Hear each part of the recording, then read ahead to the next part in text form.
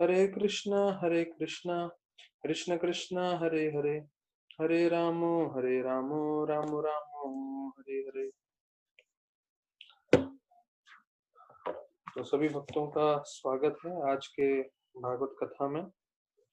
तो विशेष रूप से मैं सभी भक्तों का धन्यवाद करना चाहूंगा जिन्होंने अपना समय निकाला है और जो आज इकट्ठे हुए हैं हरि कथा के लिए। तो आज बहुत मुख्य दिन है। मेरी एक गलती हो गई, कल जब मैं प्रवचन कर रहा था, आज का जो ग्रहण है उसके बारे में मैंने आप लोगों को बताया नहीं, और उसके कारण जो है ग्रहण की महत्वपूर्णता इतनी जरूरी है। यहाँ तक कि बताया जाता है जो इस ग्रहण में एक बार भी नाम जप करता है तो उसको 1 करोड़ गुना फायदा होता है। तो सोचिए, आज 10 बजे से 1:30 बजे तक 3.5 घंटे का ग्रहण था, तो जो लोग ने इसमें जप किया है उनको कितना फायदा हुआ होगा। एक बार आप नाम लेंगे तो उसका फल स्वरूप आपको जो है 1 करोड़ बार नाम लेने का जो है आपको फल मिलेगा। तो मैं संक्षेप में बता दूंगा क्योंकि सब भक्तों को मालूम होना चाहिए ग्रहण क्या होता है। तो ये श्रीमद् भागवतम के 8वें स्कंद में से वर्णन आता है कि कैसे जो है राहु और केतु वो भी आ गए थे जब मोहिनी मूर्ति जो है अमृत बांट रही थी। और जब अमृत बांटते समय राहु केतु जो हैं उनके मुख में भी थोड़ा चला गया था। तभी सूर्य और चंद्र ने दोनों ने बताया कि अरे विष्णु भगवान को, नहीं नहीं, ये तो जो है दानव है, देवता का रूप धारण करके आए हैं। तो बताया जाता है कि उनका सर उनको अलग कर दिया था, लेकिन सर अलग करने तक तब तक उसमें अमृत जा चुका था, इसलिए वो बताया जाता है अमृत का फल ये रहता है कि जीव अमर हो जाता है। तो बताया जाता है आज भी राहु केतु जो है वो सूर्य और चंद्र को जो है ग्रहण लगाते हैं या उनको जो है खा जाते हैं। तो 3.5 घंटे का तकरीबन तकरीबन ग्रहण होता है। और बताया जाता है कि ऐसे समय में हमें जो है कृष्ण भगवान का आश्रय लेना चाहिए। जैसे बताया जाता है जब राहु केतु जो दानव थे वो जब आए वहां पे, तो इन्होंने वापस से मोहिनी मूर्ति का आश्रय लिया, अर्थात कृष्ण भगवान का आश्रय लिया। तो उसी प्रकार से हमें भी जो है ऐसे समय में बताया जाता है ये जो अ, ये जो ग्रहण का समय है, ग्रहण के समय में खाना नहीं चाहिए, सोना नहीं चाहिए। और ऐसे समय में हमें ज्यादा से ज्यादा भगवान का नाम जप करना चाहिए। तो इसको बताया जाता है सोलर या लूनर एक्लिप्स भी बोलते हैं, या सूर्य चंद्र का ग्रहण भी बताया जाता है। और श्रीमद् भागवतम में 5वें स्कंद के 24वें अध्याय में इसका पूरा वर्णन है। तो जैसे हमने पहले चर्चा किया हुआ भागवतम में कि एक मुहूर्त 48 मिनट होता है, और उसके हिसाब से पूरा दिन का जो है वर्णन किया गया है। जैसे बताया जाता है एक दिन में 8 प्रहर होते हैं और एक प्रहर होता है 3 घंटा। तो बताया जाता है 4 प्रहर पहले इसका जो है असर हो जाता है। और विशेष रूप से ये जो समय है जो आज गया 10 से 1:30, उसमें खाना नहीं चाहिए, सोना नहीं चाहिए, और जितना हो सके नाम जप करना चाहिए। और जो भी हमारे घर में पदार्थ हैं वो उसमें तुलसी या कुश का जो घास है, ध्रुव घास जिसे बोलते हैं, वो रखना चाहिए। तो बताया जाता है कि अगर ऐसे समय में कोई नाम जप करे तो करोड़ों करोड़ों गैया देने का फल से भी ज्यादा उनको मिलेगा। या पूरा एक मेरू पर्वत जितना सोना है वो भी आप दान करेंगे, उससे भी हजारों गुना ज्यादा आपको फल मिलेगा अगर आप भगवान का नाम जप करेंगे। तो इसलिए हरे नाम हरे नाम एव केवलम बताया गया है। तो हमारा यही उद्देश्य है कि हमें हरि नाम करना चाहिए हमेशा।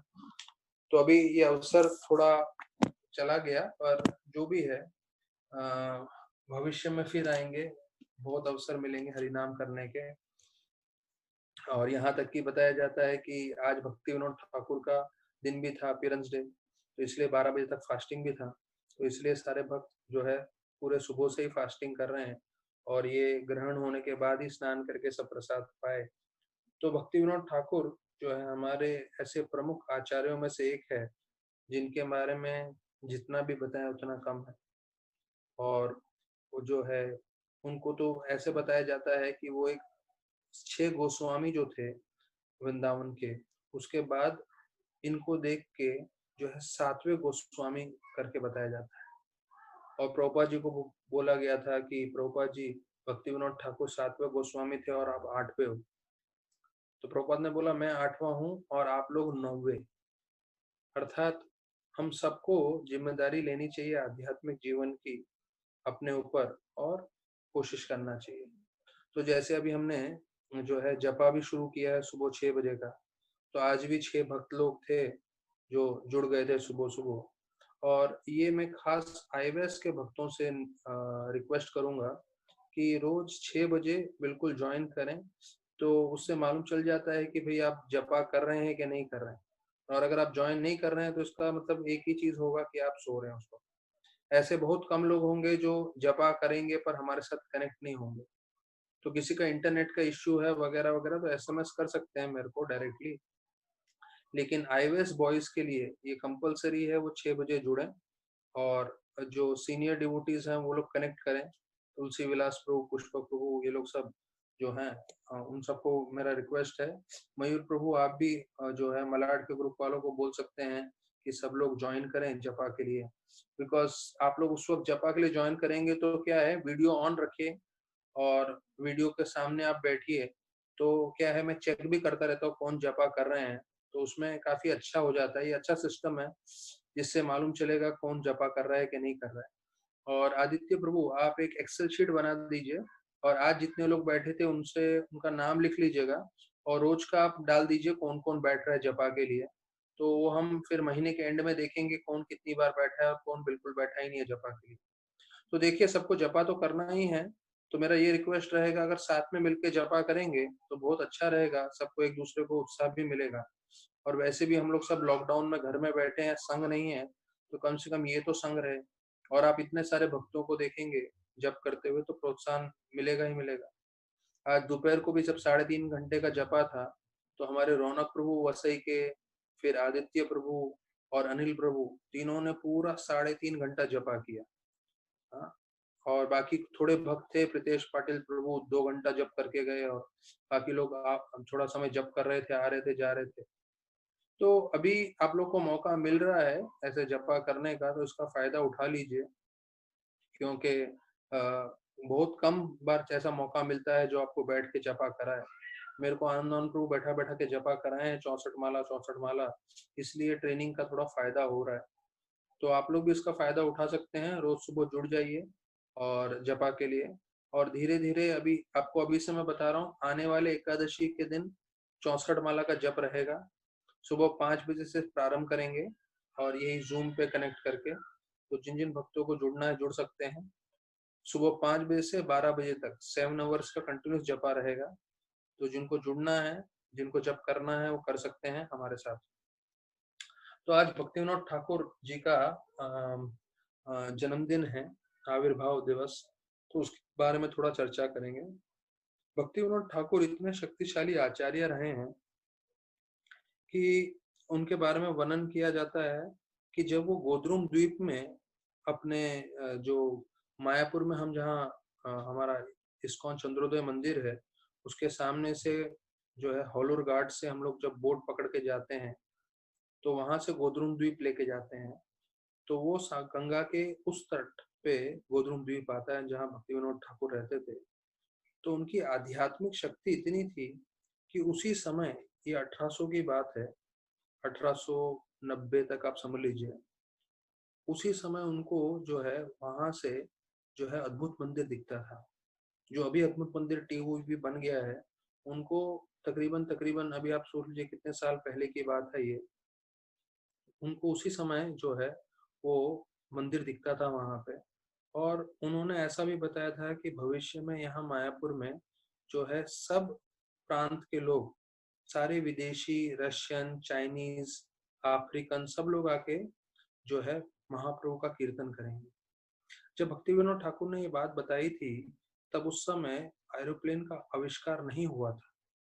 तो यह असंभव चीज था कि कैसे पूरे विश्व भर के लोग जो है मायापुर में आएंगे और सब जो है गौर पूर्णिमा में जो है गौर महाप्रभु का नाम लेके नाचेंगे।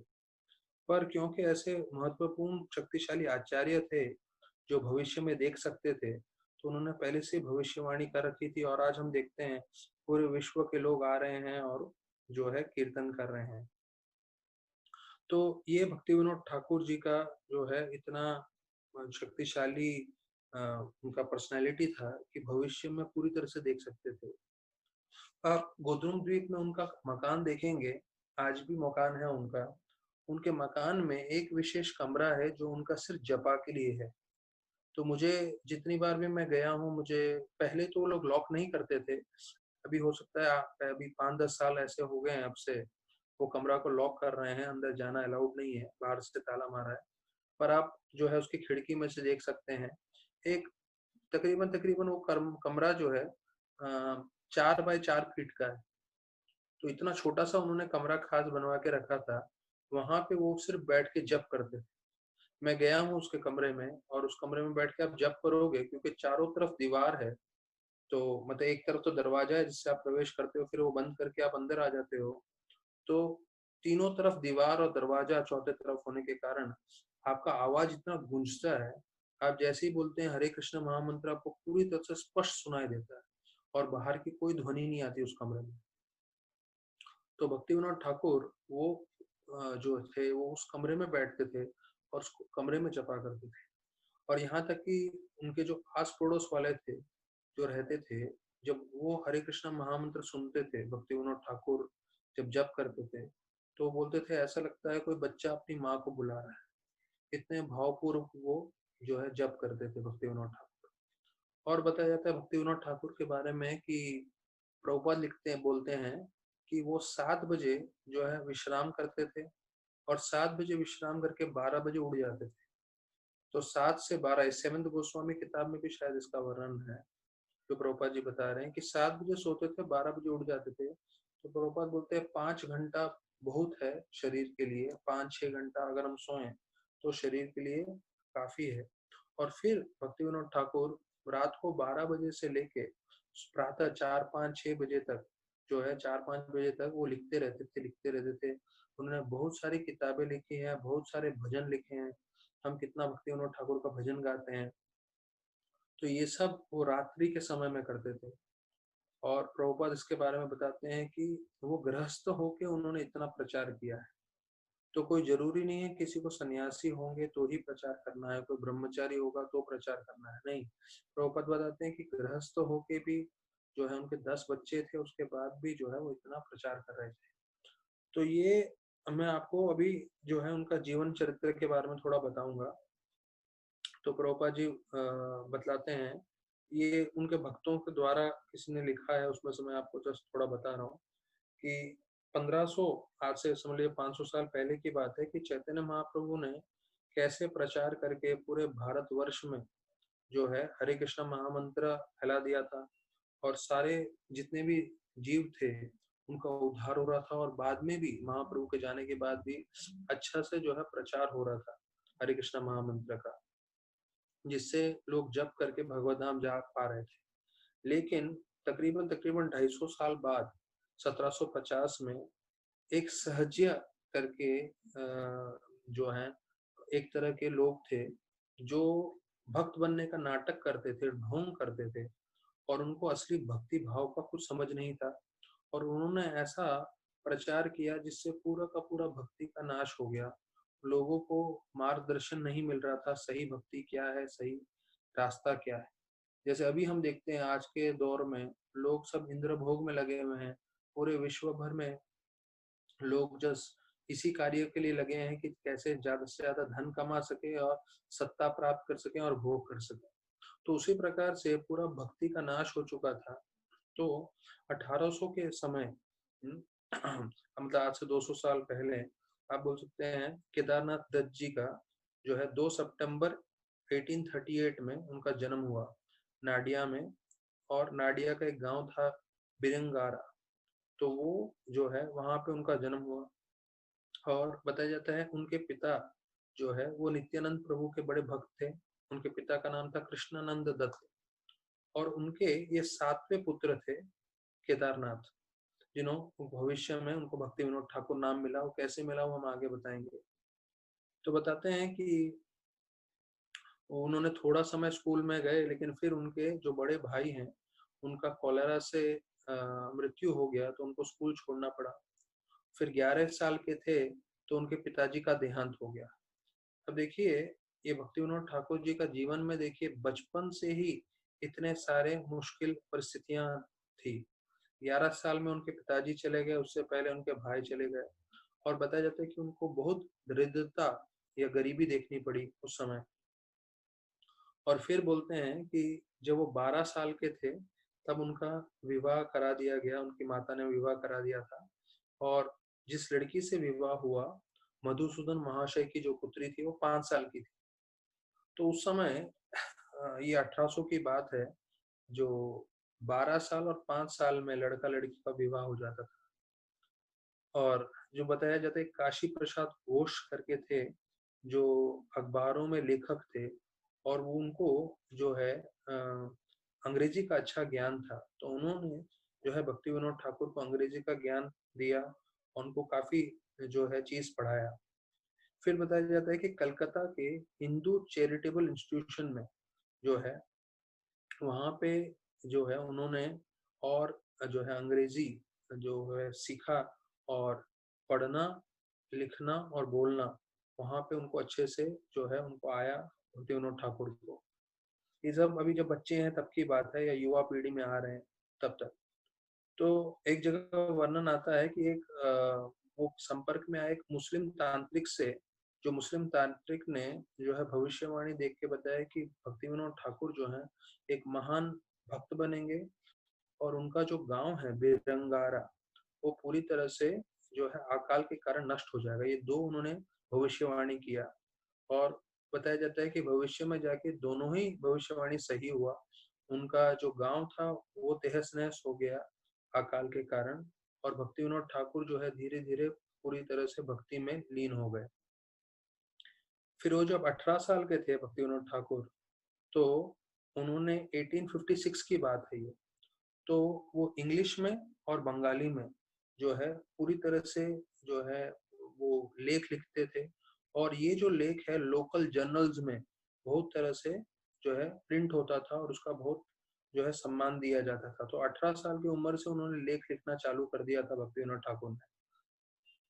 और बताया जाता है कि 1857-58 में उन्होंने लेक्चर भी बहुत सारे दिए। मतलब उसी समय में जब 18 साल के थे, तब से प्रवचन देना भी उन्होंने काफी चालू कर दिया। और उन्होंने एक पहली किताब लिखी, पोरिएड करके, दी पोरिएड। ये 12 किताबों की बुक थी। ये शायद पहली किताब होगी जो भक्तिविनोद ठाकुर ने लिखा था 18 से 20 साल की उम्र में। जो इस ये जो 12 किताबें थी द पोरिएड में, और ये पोरिएड किताब का शीर्षक क्या था, जो पोरस जी जो हैं, जो अलेक्जेंडर से मिलते हैं, उसके विषय में इन्होंने इतना 12 किताबें लिखी। सोचिए 20 साल का लड़का है, अभी हम लोग भी हैं, जो भी हमारा उम्र है, आप सोचिए 20 साल की उम्र में 12 किताबें उन्होंने लिखी थी। और फिर तो उनका बताता है कितना उनका पांडित्य था, कितना उनको ज्ञान था। और ब्रिटिश इंडियन सोसाइटी में वो लेक्चर उनको देने को बोला था इवोल्यूशन के ऊपर, कि कैसे सृष्टि का निर्माण हुआ। और बताया जाता है कि बहुत सारे ब्रिटिशर्स लोग ने, जो अंग्रेज लोग थे और भारतीय, उन्होंने बहुत उसका सम्मान किया, उनको बहुत अच्छा लगा। फिर बताया जाता है कि उनको जो क्रिश्चियन धर्म का था, उनके तरफ भी बहुत उनको आकर्षण था। तो उनके एमर्सन न्यूमैन, जो उन्होंने क्रिश्चियन धर्म के जो लेखक थे, उनकी बहुत सारी किताबें पढ़ी, और उनको लगा ये जो मायावाद है हमारा शंकराचार्य का, उससे ये उत्तम ज्ञान है, ऐसे करके भी वर्णन करते हैं। जब वो 21 साल के थे, तो उनके जो है दादाजी, उनका देहांत हो गया। और तब भक्तिविनोद ठाकुर जो है सारे के सारे मंदिरों में उड़ीसा के भ्रमण किए। और वो सब होने के बाद जो है वो एक कटक के स्कूल में उन्होंने अपना कैरियर शुरुआत किया टीचर बन के। फिर कुछ ही समय में वहां से हेड मास्टर या प्रिंसिपल बन गए। क्यों? क्योंकि उधर के जितने भी जो हेड ऑफ डिपार्टमेंट थे, वो देख रहे थे कि भक्तिविनोद ठाकुर जो है कितना लगन से काम कर रहे हैं और कितने तेज हैं। और उनका पहला पुत्र 1807 में पैदा हुआ, जिसका नाम आनंद प्रसाद था। और आध्यात्मिक नाम उसका अच्युतानंद था। फिर बताया जाता है भक्ति विनोद ठाकुर ने एक किताब लिखी उड़ीसा, जिसमें सभी आश्रमों का ज्ञान था, आश्रमों के बारे में वर्णन था और अलग अलग मंदिरों के बारे में वर्णन था, जो उड़ीसा के जितने भी मंदिर थे। और ये जो है किताब जो है, काफी लोगों ने इसकी प्रशंसा की, विशेष रूप से एक ब्रिटिश के हिस्टोरियन थे जिनका नाम था विलियम हंटर। उन्होंने खास इसकी जो है उसके बारे में गुणगान किया कि बहुत उत्तम किताब लिखी है। तो देखिए भक्ति विनोद ठाकुर जो है बचपन से ही तकरीबन तकरीबन जो है किताब लिखने में और मंदिरों के बारे में चर्चा करने में वो निपुण थे। और उस समय इतना प्रभाव था ये इंद्र भोग का, या जैसे भी बोलते हैं सहजिया लोगों का। भक्ति विनोद ठाकुर को चैतन्य चरितमृत का एक कॉपी चाहिए था। पर सोचिए भक्ति विनोद ठाकुर जैसे आचार्य को पूरे बंगाल में एक भी कॉपी नहीं मिला, उनको कई सालों के बाद मिला। सोचिए इतना उस समय ग्लानि हो चुका था, एक चैतन्य चरितमृत की किताब भी नहीं थी प्रमाणित। तो बताया जाता है उस वक्त 13 जो है ऐसे वैसे जो दूसरे पंथ वाले लोग थे जो भक्ति से लोगों को हटा रहे थे, औला बौला करके ऐसे बहुत सारे नाम हैं, तो उनका पूरा वर्णन है। तो इन सब के साथ जो है अकेले भक्ति विनोद ठाकुर जो है उनके साथ ये करते थे। फिर बताया जाता है कि 1861 में 1861 उनको डेप्यूटी मजिस्ट्रेट बनाया गया बंगाल का। और फिर वहां से डेप्यूटी मजिस्ट्रेट के बाद वो कलेक्टर ऑफिसर बन गए। तो देखिए क्योंकि वो इतना निपुण थे सब कार्यों में, तो इसलिए उनको एक पदवी पे दूसरा पदवी मिलता गया। और उनकी भार्या का नाम था भाग्यवती डे। तो ये भाग्यवती डे जो है आने वाले भविष्य में भक्ति सिद्धांत ठाकुर की माँ है, तो उनके साथ उनका विवाह हुआ था। तो ये उसका वर्णन आ रहा है। और ये जो है दूसरा विवाह है, क्योंकि उनकी पहली बीवी जो है उनका देहांत हो गया था, इसलिए फिर उन्होंने दूसरा विवाह किया। अच्छा, उन्होंने एक समाज बनाया था जिसे बोलते हैं भारत समाज, जिसमें फिर वो भक्ति का प्रचार के लिए उन्होंने बहुत मेहनत किया था और काफी कार्यशील रहे थे वो।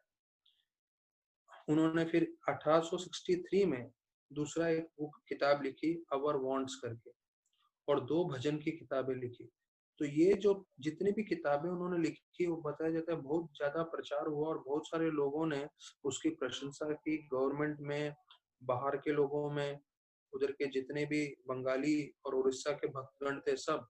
तो प्रभुपाद भक्ति विनोद ठाकुर जो भी किताबें लिखते थे उनका बहुत प्रशंसा होता था। उनके जो भजन की किताबें हैं उसका भी बहुत गुणगान हुआ था।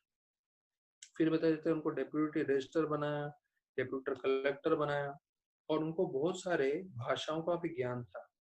पर्शियन और उर्दू ये 2 है, आगे मैं आपको बताऊंगा और उनको कितने भाषा मालूम थे। तो पर्शियन और उर्दू में भी निपुण थे वो। फिर उन्होंने एक स्कूल चालू किया न्याय शास्त्र के लिए, जिससे लोगों को आध्यात्मिक ज्ञान भी धीरे धीरे प्राप्त हो सके। फिर 1868 में उनको चैतन्य चरितमृत का कॉपी मिला और श्रीमद् भागवतम भी उनको मिला।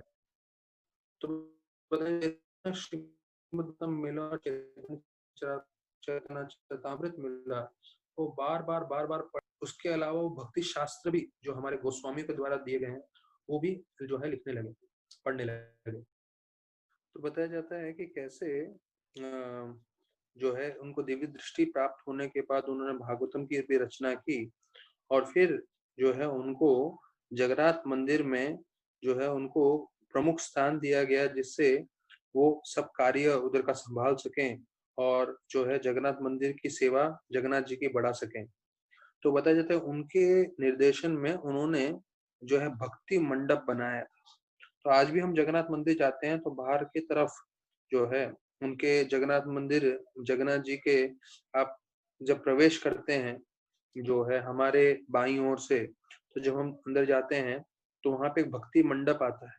तो ये भक्ति विनोद ठाकुर ने बनवाया था और वहां पे रोज श्रीमद् भागवतम का कथा होता था। ये भक्ति विनोद ठाकुर ने ऐसे करवाया था कि सारे के सारे पांडा जो हैं, सारे के सारे पांडा जो हैं वो श्रीमद् भागवतम सुन सकें और भागवतम का प्रचार हो सके, और जितने लोग भी सुने भागवतम उनका भी उद्धार हो, भले ही वो तीर्थ भक्त हों जो आए हों दर्शन के लिए।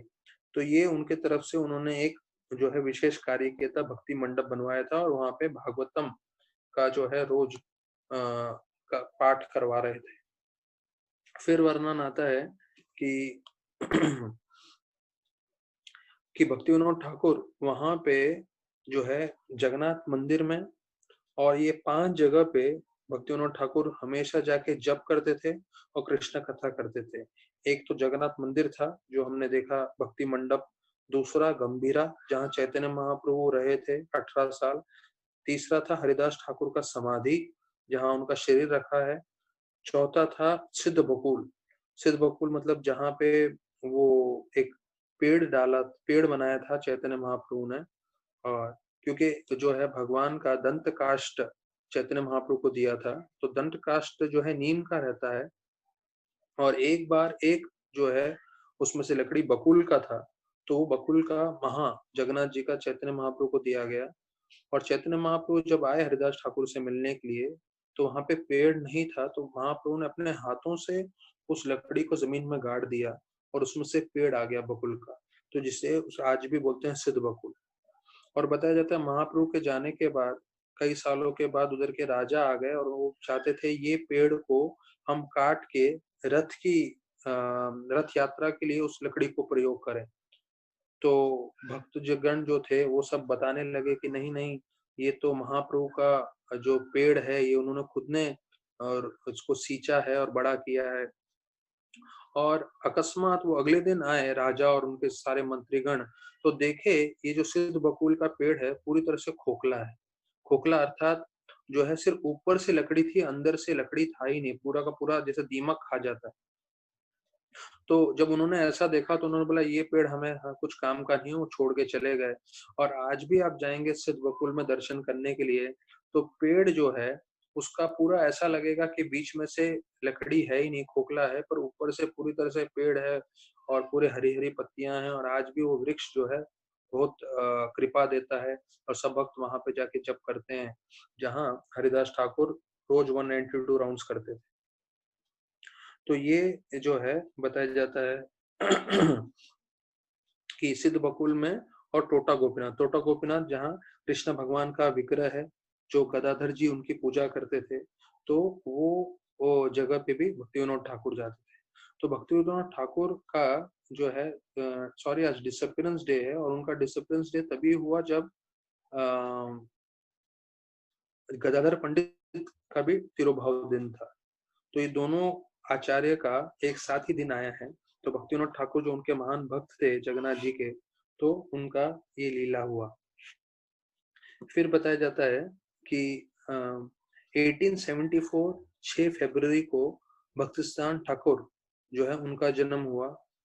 तो जो भक्तिस्थान ठाकुर जो हैं वो बताया जाता है भक्ति विनोद ठाकुर ने प्रार्थना किया था जगन्नाथ जी से कि मुझे एक ऐसा पुत्र दो जो पूरा भक्ति का प्रचार कर सके, अर्थात मुझे एक विष्णु का अंश दीजिए। तो इसलिए भक्तिस्थान ठाकुर को रे ऑफ विष्णु भी बोलते हैं। तो ये उनके पिताजी ने खूब प्रार्थना किया था, तो इसके प्रार्थना के फलस्वरूप जो है उनको ये पुत्र प्राप्त हुआ था 6 फरवरी 1874 में। तो बताया जाता है कि 6 महीने के पश्चात रथ यात्रा निकला, और जो जगन्नाथ जी का रथ था वो बताया जाता है कि बिल्कुल उनके घर के सामने जो है जगन्नाथ वल्लभ गार्डन के बाजू में बताया जाता है उन्होंने घर लिया था भक्ति विनोद ठाकुर ने। आज भी उनका घर है वहां पे, भक्ति साई ठाकुर का मंदिर भी है वहां पे। तो वहां पे आप देखेंगे तो जो है आज भी भक्तिनाथ ठाकुर का जो है निवास स्थान है, वहां पे वो पैदा हुए थे। और वहां पे रथ यात्रा जब वहां से निकल रहा था, तो बिल्कुल जो है भक्ति विनोद ठाकुर के घर के बाहर जो है वहां रथ रुक गया। और रथ रुक तो गया ही, वहां 3 दिन तक रुका रहा। सोचिए 3 दिन तक जो है रथ वहां से निकला नहीं। तब जो है भक्ति विनोद ठाकुर ने जो है उनकी जो उनकी वाइफ थी भगवती, उनको बोला कि भक्तिदान ठाकुर को जो विमल प्रसाद के छोटे बालक थे उनको लाए। तो जैसे ही उनको लेकर आए और जगन्नाथ जी के पास उनके चरणों में रखा, उनकी कृपा देने के लिए, तो जगन्नाथ जी का एक जो खुद का उनका भगवान का पुष्पों का माला था, वो उनके गले से निकल के बिमल प्रसाद पे गिर गया। तो जैसे ही बिमल प्रसाद पे गिरा, तभी जो है भक्ति विनोद ठाकुर समझ गए कि यही है वो विष्णु के अंश जो प्रचार कार्य में पूरी तरह से मदद करेंगे। और बताया जाता है कि वहीं रथ पे जो है भक्तिनाथ ठाकुर जी का पहला अन्नप्राशन हुआ। तो उन्होंने जो पहला प्रसाद जो बच्चे खाते हैं कुछ महीने के होने के बाद, तो उन्होंने वहां पे प्राप्त किया। और भक्तिनाथ ठाकुर का बताया जाता है कितने महान भक्त थे वो। अभी हाल ही में मैंगो का सीजन गया है, तो हम समझ सकते हैं हम लोग की आसक्ति कितनी है आम के प्रति। और जो हमने कहानी सुना हुआ है, वो 4 साल के बच्चे थे, और 4 साल के बच्चे थे और उन्हें गलती से आम खा लिया। और भक्ति विनोद ठाकुर ने सिर्फ प्यार से उनको इतना बोला, अरे बेटा, ये भगवान को भोग नहीं चढ़ा था, आपने बिना भोग चढ़ाया हुआ चीज क्यों खाया। तो फिर बताते हैं कि उसी वक्त उन्होंने कसम खाया कि मैं आजीवन काल के लिए आम नहीं खाऊंगा। और भक्ति विनोद ठाकुर भक्तिसार ठाकुर ने वास्तविक रूप में जब 4 साल के बच्चे थे, तब से उनके जीवन के अंत तक आम को स्पर्श नहीं किया। और हम सबको मालूम है आम कितना सबसे स्वादिष्ट फल रहता है। और गुजराती मारवाड़ियों में तो बिना आम के तो उनको बोलते हैं ना, जैसे उनका तो सबसे प्रिय फल वो ही होता है। और बताया जाता है कि भक्ति सिद्धांत श्री ठाकुर जब 7 साल के बालक थे, तभी उन्होंने पूरा गीता संग कंठस्थ कर लिया था। और 7 साल की उम्र में वो जो है पूरा गीता पे प्रवचन दे पा सकते थे। तो उनके पिताजी ने देख लिया कि वो काफी जो है तेज हैं। तो उनको जो उनके एक उन मैगजीन निकालते थे वो हर महीने, जैसे प्रभुपाद ने बैक टू गॉडेड मैगजीन निकाला था, तो भगवत दर्शन, तो वैसे ही भक्ति विनोद ठाकुर ने जो है साजन तोषणी करके किताब निकाली थी मैगजीन। तो उसका प्रूफ रीडिंग और प्रिंटिंग पूरा कार्य भक्तिदान ठाकुर को दे दिया था। और भक्तिदान ठाकुर जो है बचपन से ही एक कार्य कर रहे थे। फिर बताया जाता है कि एक बार जो उधर के राजा थे पुरी के, उन्होंने 80,000 रुपए जो है गबन कर दिए जगन्नाथ मंदिर के। तो देखिए 80,000, ये अब की बात चल रही है 1874, मतलब आज से 150 साल पहले की बात है। तो 80,000 आज भी बहुत ज्यादा होते हैं, तो उस समय 80,000 सोचिए कितना होगा 150 साल पहले। तो भक्ति विनोद ठाकुर ने ऐसा कार्य किया, उन्होंने बोला मैं राजा को निर्देशन देता हूँ कि रोज 56 भोग वो भगवान को चढ़ाएं। तो बताया जाता है 56 भोग चढ़ाते चढ़ाते कितने समय तक तो पूरा का पूरा पैसा उसमें लग गया।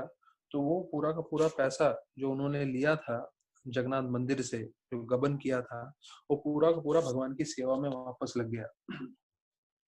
तो बताया जाता है जो पुरी के राजा थे, उन्होंने जो है ये काले तांत्रिक लोग को बुलाया और उन्हें जो है ऐसा तंत्र किया, जो बोलते हैं ना जादू टोना, जिससे 30 दिन के अंदर जो है, जिसे बोलते हैं मरण तंत्र। मरण तंत्र मतलब जिसके प्रति वो कर रहे हैं वो व्यक्ति मर जाए। तो 30 दिन तक उन्होंने वो तंत्र मंत्र किया, जादू टोना। और 30 दिन के पश्चात भक्ति विनोद ठाकुर के जगह पे उसी राजा के जो पुत्र हैं उनका देहांत हो गया। 30 दिन जब वो तंत्र का पूरा हुआ, तो मरण तंत्र का।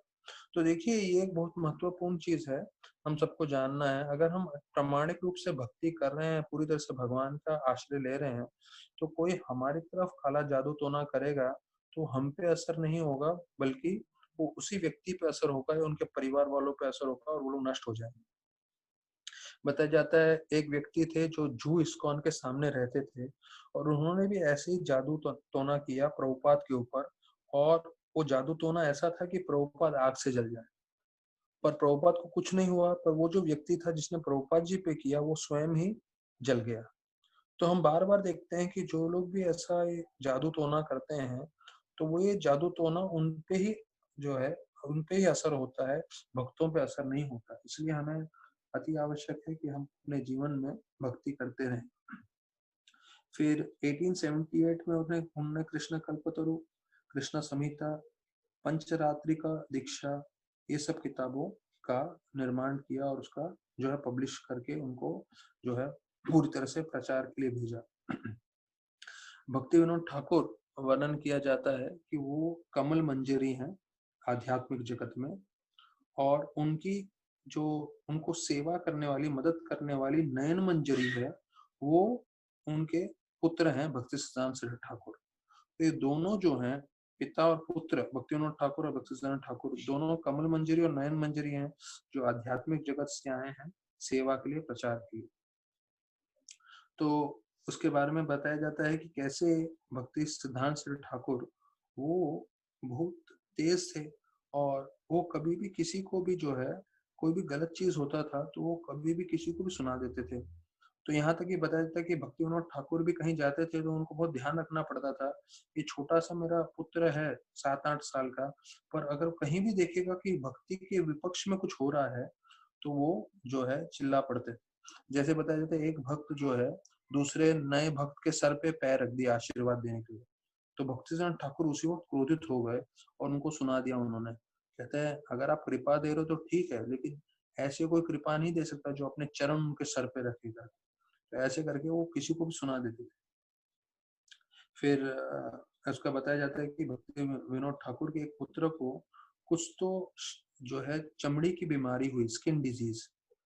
तो भक्ति विनोद ठाकुर ने उनको सुझाव दिया कि आप चैतन्य महाप्रभु का जो जन्म स्थली है वहां पे सो जाइए, और सिर्फ एक रात्र सोने के पश्चात जो है उनका पूरा बीमारी चला गया।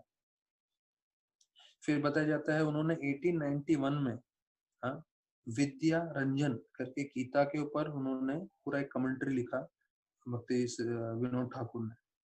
और फिर बताया जाता है 2 साल का उन्होंने गवर्नमेंट के कार्य से छुट्टी ली, जिससे वो प्रचार का कार्य कर सके, और उन्होंने नामहट चालू किया।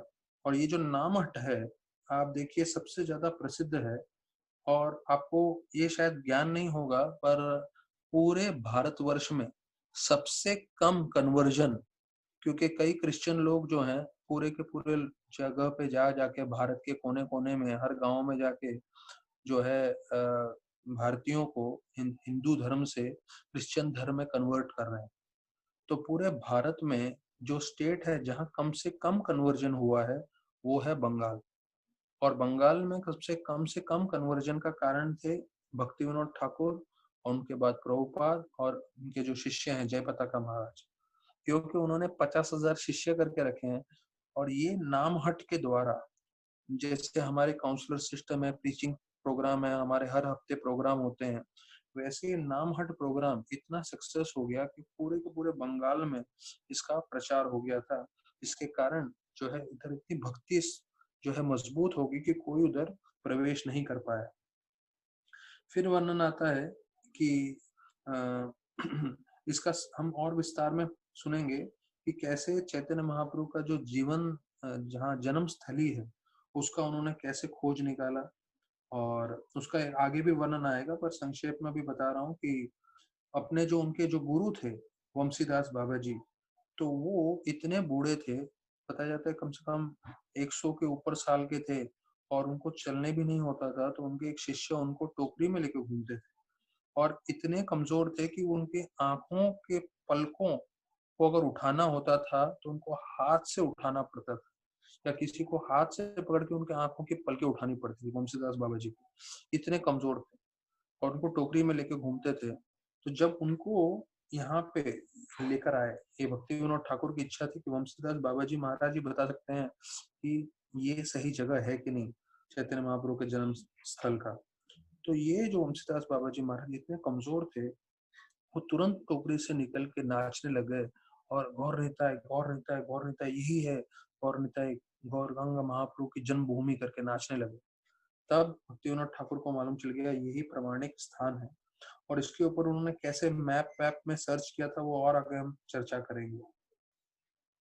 और फिर उधर बताया जाता है गौर विष्णु प्रिया करके विग्रह की स्थापना की, और वहां पे उन्होंने पूजा अर्चना प्रारंभ किया योगपीठ पे। योगपीठ मतलब जहाँ चैतन्य महाप्रभु का जन्म हुआ।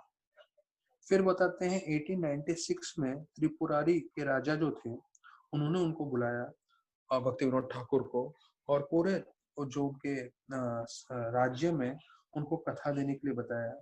और बताया जाता है कि पहले दिन कथा सुन के जितने भी पंडित थे और जितने भी त्रिपुरारी में रहने वाले जो लोग थे, वो इतने आकर्षित हो गए कि पूरे आने वाले 3 दिन तक जो है वो भक्ति विनोद ठाकुर की कथा में पूरी तरह से लग्न हुए। तो ऐसे करके उन्होंने बहुत सारे जगह पे जा जाके प्रचार किया है। ये संक्षेप में मैंने आपको बताया है।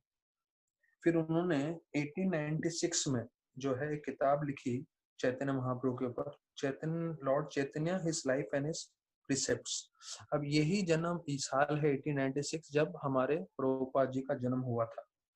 और उन्होंने ये किताब विशेष रूप से जो है बाहर भेजा भारत के, जिससे महाप्रभु का जो प्रचार है वो विश्व भर में प्रचार जो है संपन्न हो सके। और उसी साल प्रभुपाद जी का जन्म हुआ और इस बात का उन्होंने ये किया कि हाँ, जब महाप्रभु की किताब जा रही है, भविष्य में प्रभुपाद भी जाएंगे और विश्व भर में, विदेश में जो है कृष्ण भक्ति पूरी तरह से स्थापना करेंगे। तो ये जो किताब है lord Chaitanya his life and precepts, ये लंदन में और दूसरे जगह में मैकगिल सोसाइटी और रॉयल एशियाटिक सोसाइटी में जो है किताबें पहुंची, जहां पे लोग इसका पाठ करने लगे। ये जो त्रिपुरारी के राजा थे उन्होंने ही बोला कि मैं 6 गोस्वामियों से मिलना नहीं हूँ, पर भक्ति विनोद ठाकुर जी आपको मिलके मैं पूरी तरह से संतुष्ट हूँ और मुझे लगता है कि आपसे आप तो 7वें गोस्वामी हैं। और उसके ऊपर एक प्रभुपाद के शिष्य ने किताब भी लिखा है, वो भी हम चर्चा करेंगे आगे। तो उन्होंने जगन्नाथ दास बाबाजी महाराज को जो है अपना शिक्षा गुरु स्वीकार किया। तो जगन्नाथ दास बाबाजी महाराज उनके शिक्षा गुरु थे और उस समय वो 6 महीने वृंदावन में रहते थे और 6 महीने मायापुर में रहते थे। तो उनको उन्होंने जो है उनसे उनको इतनी प्रेरणा मिली कि उन्होंने उनको स्वीकार कर लिया अपना गुरु के रूप में और उनसे वो है मार्गदर्शन लेते थे। और उन्होंने जो है बहुत सारे कार्य किए। विशक सेन का तो हमने सुना ही था। और फिर बताया जाता है एक पूरे डेकेट थे जिनका नाम था कंझारास, तो इन सबका नाश किया भक्ति विनोद ठाकुर ने। और ऐसे करते हुए 1881 में जो है उन्होंने जो है एक घर बनाया कलकत्ता में। हाँ, और बताया जाता है जब वो घर बना रहे थे तो घर बनाते समय भक्ति भवन करके उसका नाम दिया था। तो जब खुदाई कर रहे थे घर बनाते समय तो उसमें कूर्म विग्रह मिले थे, कूर्म देव का विग्रह। तो वो उन्होंने अपने पुत्र भक्ति सिद्धांत सरस्वती ठाकुर को दिया और उनको देने का उद्देश्य ये था कि वो उनकी पूजा कर सके। और भक्ति विनोद ठाकुर बताते थे कि सबसे बड़ी शक्ति या सबसे बड़ा ताकत है वो है ज्ञान।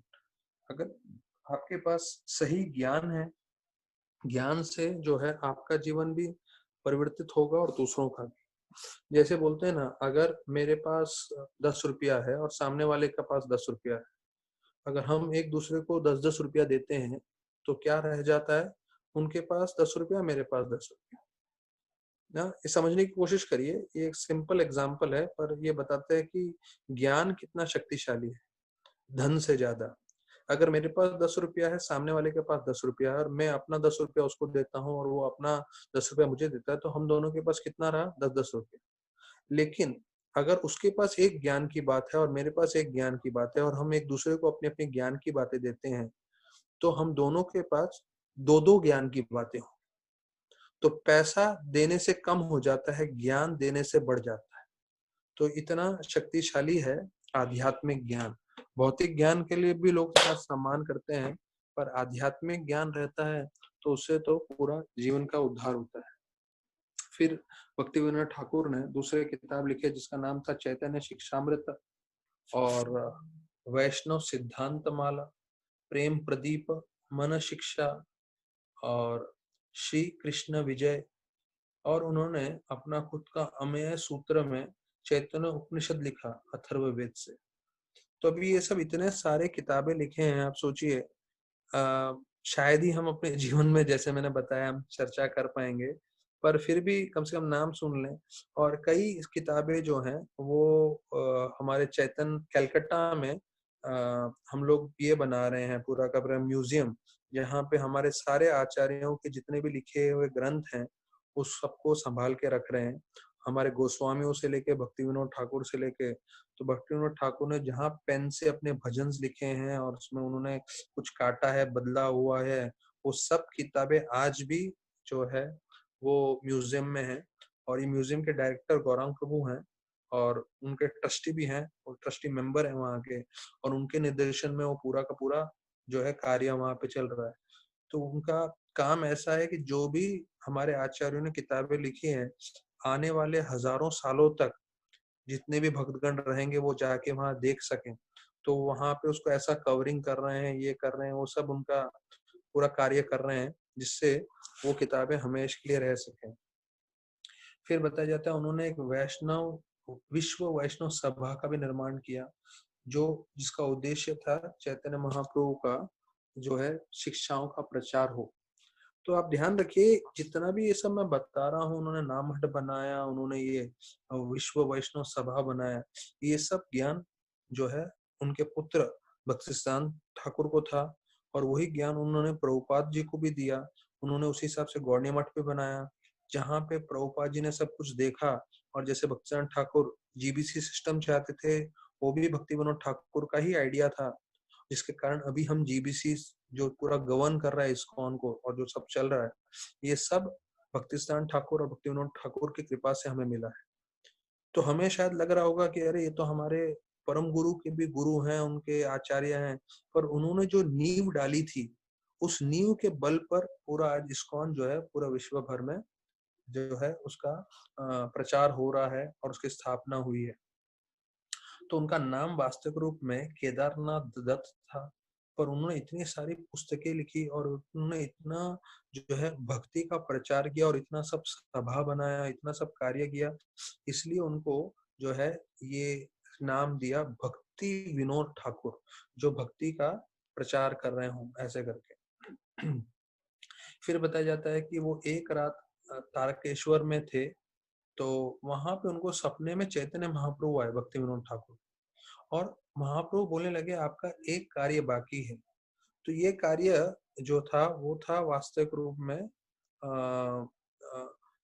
योग पीठ का खोजना, जो मैंने आपको पहले बता दिया, पर इसका थोड़ा बैकग्राउंड ऐसा है कि महाप्रभु स्वयं सपने में आए और उनको बोले आपका एक कार्य बाकी है, आपको एक कार्य निभाना है।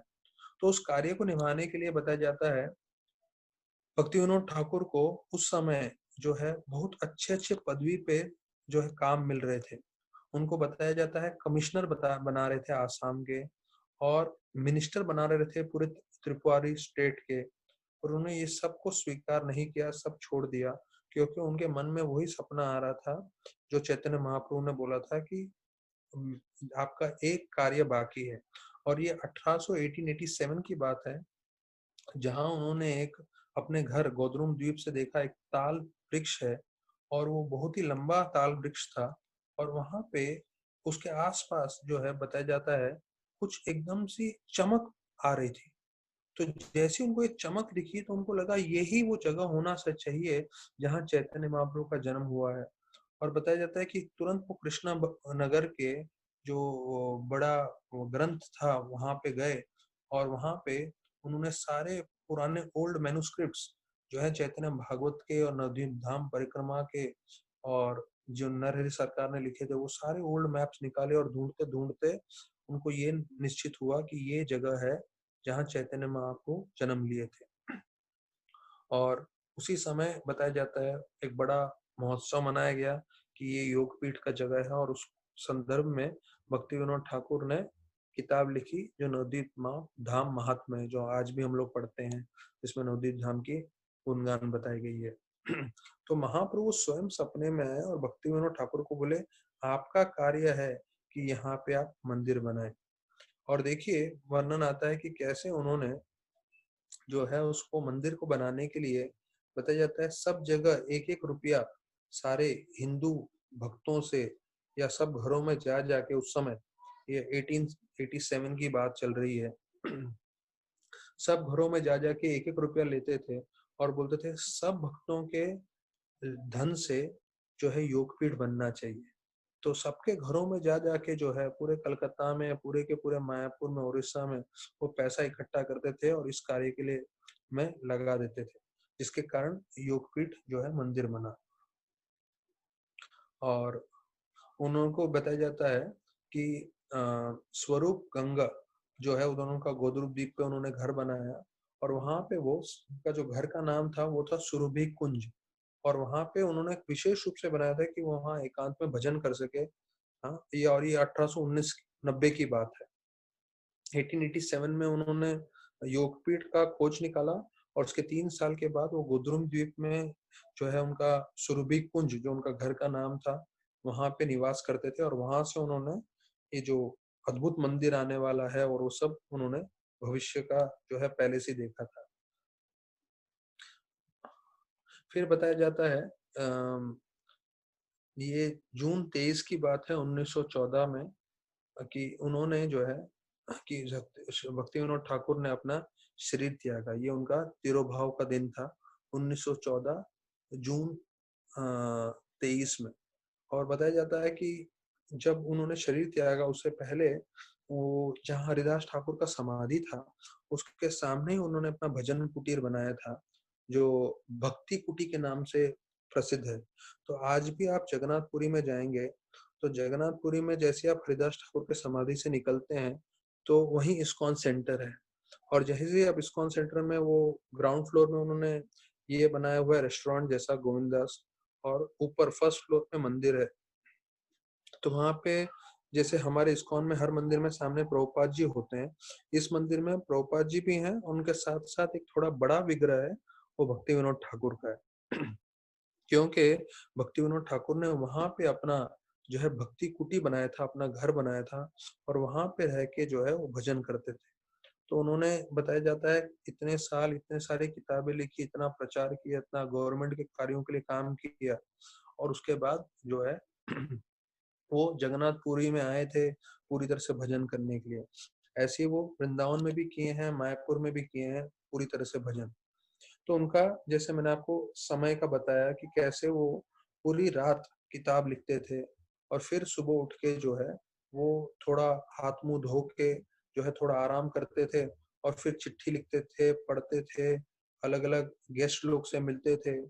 और उनका जो खाना रहता था वो विशेष रूप से दूध और चपाती रहता था और थोड़ा बहुत फल लेते थे। और जब बताया जाता है कि अभी वो रेलवे ट्रैक हटा दिया है, पर भक्ति विनोद ठाकुर इतना उत्तम सेवा करते थे कि उनके लिए खास ब्रिटिशर्स लोगों ने रेलवे ट्रैक जो है उनके घर के आगे रखा था कुद्रुम द्वीप में जहां वो रहते थे। तो वहां पे उनको लेने आते थे, पूरा रेलवे का ट्रैक लगा के रखा था और बोगी आता था उनको लेके जाता था वहां से।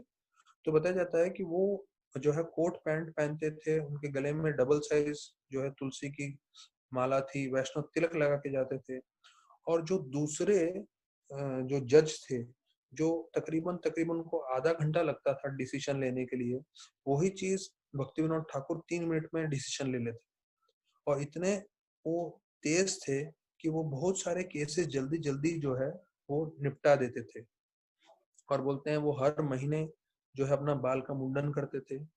और उनका जो है बहुत अलग अलग तरीके से उनका कार्य रहता था। उनके जीवन में उनके पास कभी कर्ज नहीं रहा, उन्होंने किसी से पैसा नहीं लिया। और ऐसे करके बताया जाता है 2 से 5 और 10 से 1 कोर्ट के कार्यों में गवर्नमेंट की सेवा में लगे रहते थे। और उन्होंने काफी किताबें संस्कृत से बंगाली में भी लिखी। और फिर रात को आते थे, शाम को आते थे, फिर वही चपाती लेते थे और एक थोड़ा सा दूध लेते थे और फिर अपने कार्य में लग जाते थे। तो मैंने आपको बताया था पर्शियन और उर्दू उनको भाषा मालूम है, साथ में ओरिया, लैटिन, इंग्लिश, संस्कृत, बंगाली। तो टोटल कितने हो गए? 3 3 6 7 भाषाएं उनको भक्ति विनोद ठाकुर को पूरी तरह से मालूम। फिर बताते हैं कि उनके वो जिस तरह से सूट पहनते थे उसमें वो एक छोटा सा पॉकेट वॉच रखते थे, जिससे वो हमेशा समय के पाबंद रहते थे, हमेशा समय पे पहुंचते थे। और उनके बारे में वर्णन है कि कैसे वो बहुत ब्राह्मणों की तरफ दान पुण्य करते थे। खुद के लिए उन्होंने कभी कोई भेंट स्वीकार नहीं किया। सोचिए वो त्रिपुरारी राजा उनको बुलाते थे और कहाँ कहाँ वो जाते थे प्रचार करने के लिए, लेकिन वो कभी भी कोई गिफ्ट कोई भेंट स्वीकार नहीं करते थे। और यहाँ तक कि गवर्नमेंट में उन्होंने इतना समय काम किया तो उनको अलग अलग पदवी दी जाती थी, उनका जो मान सम्मान होता था तो वो स्वीकार नहीं करते थे। तो वो बोलते थे कि ये मेरे जीवन का उद्देश्य के विपरीत है। फिर बोलते हैं भक्ति विनोद ठाकुर के बारे में कि उनको जो है एकदम सरल जीवन पसंद था। उनको बहुत ही जो है लग्जूरियस लाइफ, मतलब ऐश्वर्य भरा हुआ जीवन बिल्कुल पसंद नहीं था।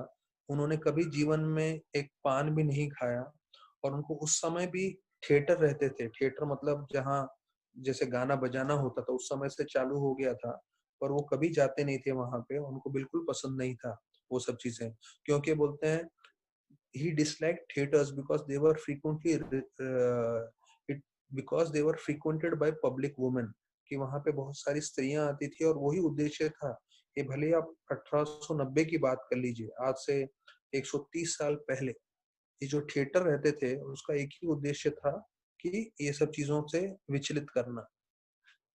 तो बताइए, रूप विलास प्रभु ने ये जो है किताब लिखी है, सेवंत गोस्वामी।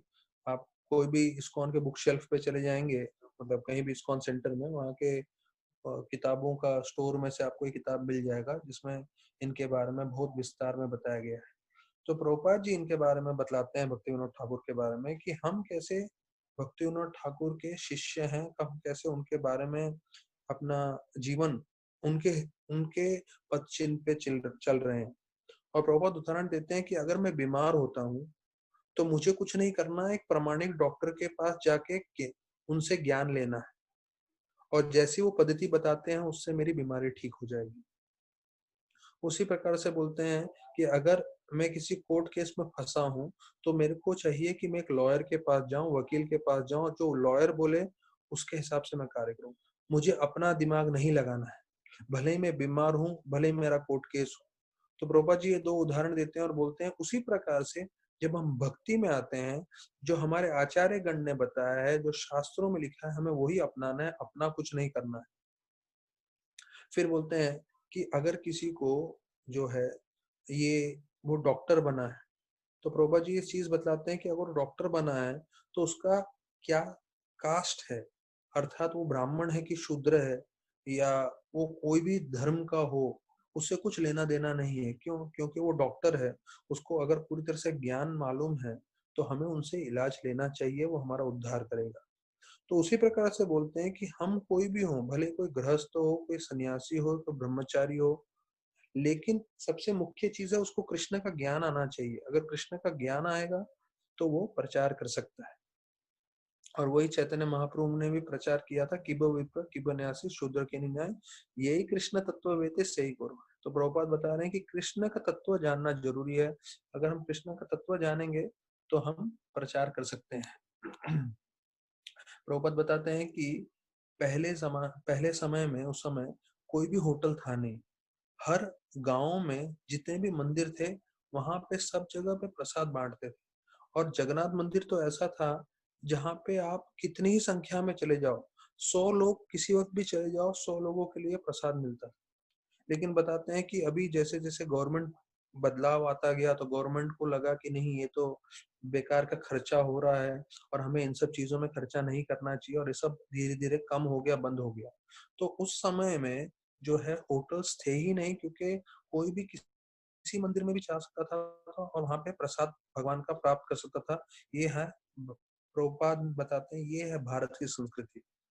और जो बंद हो रही थी तो वो वापस से इस्कॉन ने शुरुआत किया, और आज भी हम लोग फूड फॉर लाइफ में और मंदिरों में प्रसाद देने की कोशिश कर रहे हैं। और प्रभुपाद उदाहरण के रूप में बोलते हैं, जैसे नाथद्वारा जगह में, राजस्थान में जो मंदिर है, वहां पे आप कुछ दो आना, समय में प्रभुपाद लेक्चर देते समय बोल रहे हैं, आप थोड़ा दो आना देंगे तो उसमें आपको इतना प्रसाद मिल जाएगा, 2 लोग पेट भर के खा सकते हैं। और आज भी हम जाते हैं नाथद्वारा में, तो अभी 2 आना तो नहीं, पर थोड़ा पैसा देना पड़ता है, पर भव्य रूप से शुद्ध घी का प्रसाद मिल जाता है। तो ये सब जो है इसके और विस्तार में बताए हैं, पर मैं सिर्फ संक्षेप में आप लोग को बता रहा हूँ।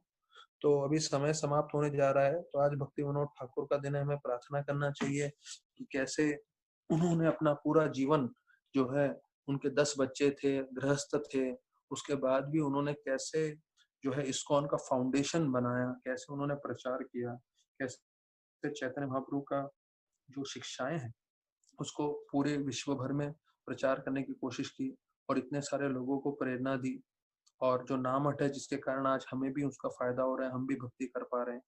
तो हम भी जो है हाथ जोड़ से उनका प्रार्थना करना चाहिए कि हम किसी तरह से प्रभुपाद के मिशन में कुछ सेवा कर सकें और मदद कर सकें, ज़्यादा से ज़्यादा लोगों को भक्ति में जोड़ सकें और अपना जीवन ऐसे व्यतीत करें जिससे लोगों को उत्साह मिले और भक्ति में वो जुड़े रहें। तो आज भक्ति विनोद ठाकुर का दिवस था, इसलिए आज भक्ति विनोद ठाकुर जी पे थोड़ा चर्चा किया हमने। तो हम भक्तों से बहुत-बहुत धन्यवाद करना चाहेंगे जो एकत्रित हुए हैं। अभी कल हम मिलेंगे ठीक 4 बजे और जो है भागवतम में से कथा आगे बढ़ाएँगे। बहुत-बहुत धन्यवाद। हरे कृष्णा।